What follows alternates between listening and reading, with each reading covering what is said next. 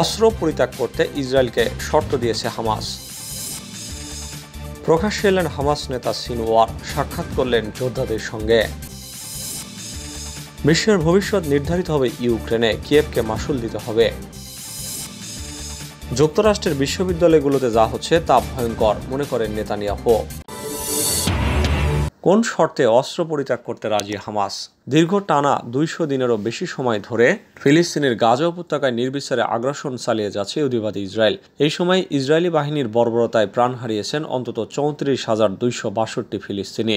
দীর্ঘ এই সংঘাতে বেশ কয়েকবার যুদ্ধবিরতির আলোচনা ভেস্তে গেছে। ফলে মুক্তি পায়নি গাজার শাসক গোষ্ঠী ও ফিলিস্তিনের স্বাধীনতাকামী সংগঠন হামাসের হাতে বন্দী ইসরায়েলি জিম্মিরা। স্থায়ী যুদ্ধবিরতি না হলে তাদের ছাড়া হবে না বলে স্পষ্ট জানিয়ে দিয়েছে হামাস। এবার শর্ত দিয়ে অস্ত্র পরিত্যাগের কথা জানালো হামাস। সংগঠনটির শীর্ষ এক কর্মকর্তা জানিয়েছেন, কেবল দ্বিরাষ্ট্র সমাধান বাস্তবায়ন হলেই তারা অস্ত্র পরিত্যাগ করবে।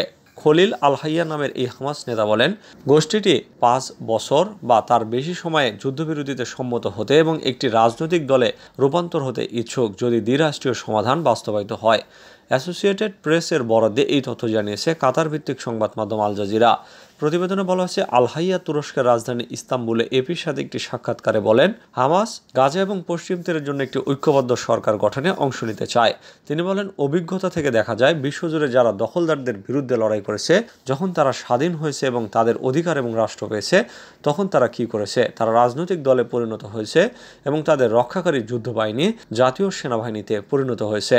আল হাইয়া আরও বলেন, রাফা শহরে ইসরায়েলের পরিকল্পিত স্থল আক্রমণ হামাসকে ধ্বংস করতে সফল হবে না। প্রকাশ্যে এলেন হামাস নেতা সিনওয়ার। ফিলিস্তিনি সংগঠন হামাসের নেতা ইয়াহিয়া সিনওয়ার তার বাহিনীর সদস্যদের সঙ্গে সাক্ষাৎ করতে সুড়ঙ্গ ছেড়ে উপরে চলে এসেছিলেন বলে খবর পাওয়া গেছে।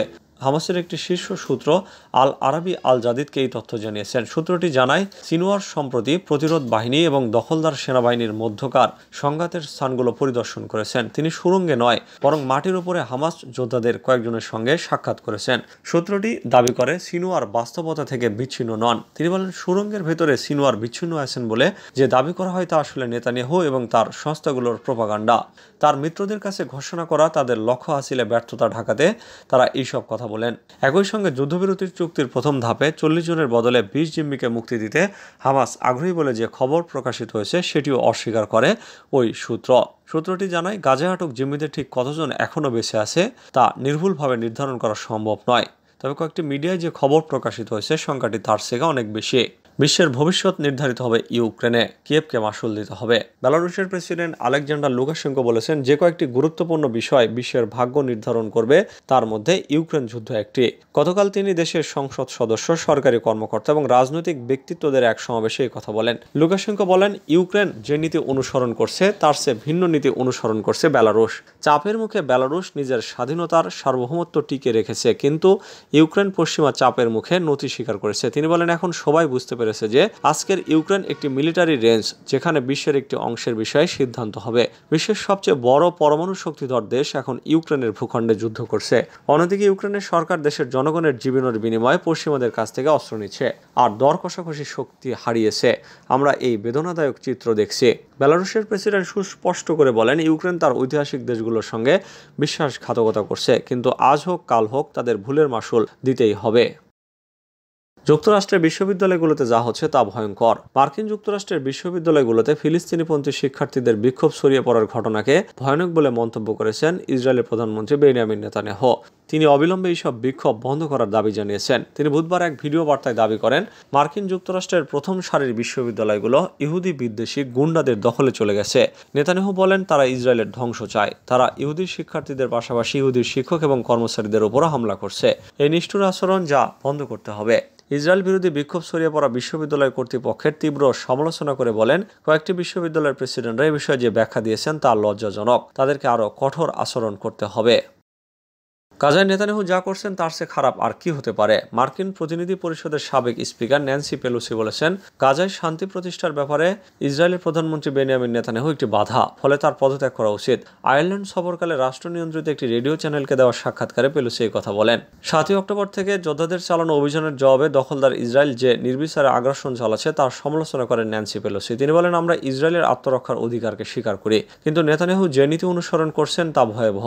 আমরা এই নীতিকে প্রত্যাখ্যান করছি। গাজায় তিনি যা করছেন তার চেয়ে আর খারাপ কি হতে পারে।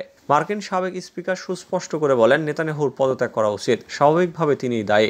শান্তির পথে নেতানিয়াহু বাধা সৃষ্টি করেছেন কিনা এমন এক প্রশ্নের জবাবে পেলোসি বলেন, তিনি গত কয়েক বছর ধরে এই বাধা সৃষ্টি করে আসছেন। আমি জানি না ইসরায়েলি নেতারা কেন শান্তিকে ভয় পান, নাকি তিনি শান্তি চান না। নেতানিয়াহুর দিকে আঙ্গুল তোলার আগে ন্যান্সি পেলোসি ইসরায়েলের সামরিক গোয়েন্দা প্রধান মেজর জেনারেল আহরান হালিবার পদত্যাগের কথা উল্লেখ করেন।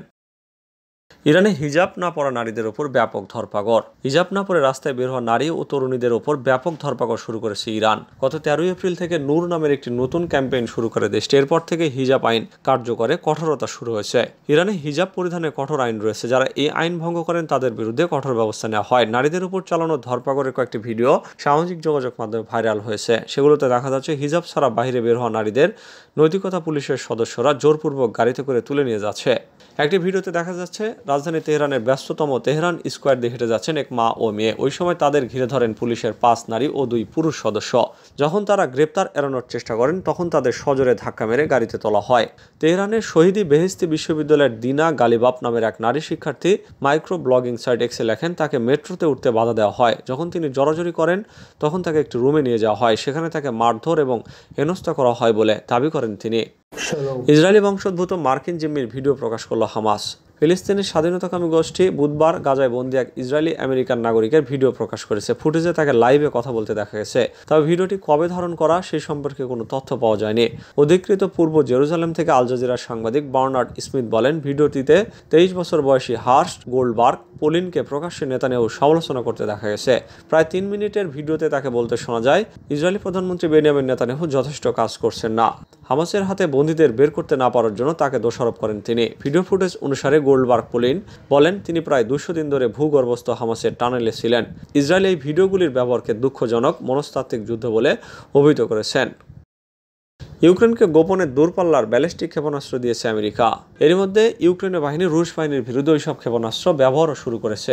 মার্কিন কর্মকর্তাদের বরাদ্দে গণমাধ্যমের প্রতিবেদনে এই তথ্য নিশ্চিত করা হয়েছে। প্রতিবেদনে বলা হয়েছে, অস্ত্রগুলো গত মার্চে মার্কিন প্রেসিডেন্ট জো বাইডেনের $300 মিলিয়ন সহায়তা প্যাকেজের অংশ ছিল, যা চলতি মাসে কিয়েভে পৌঁছেছে।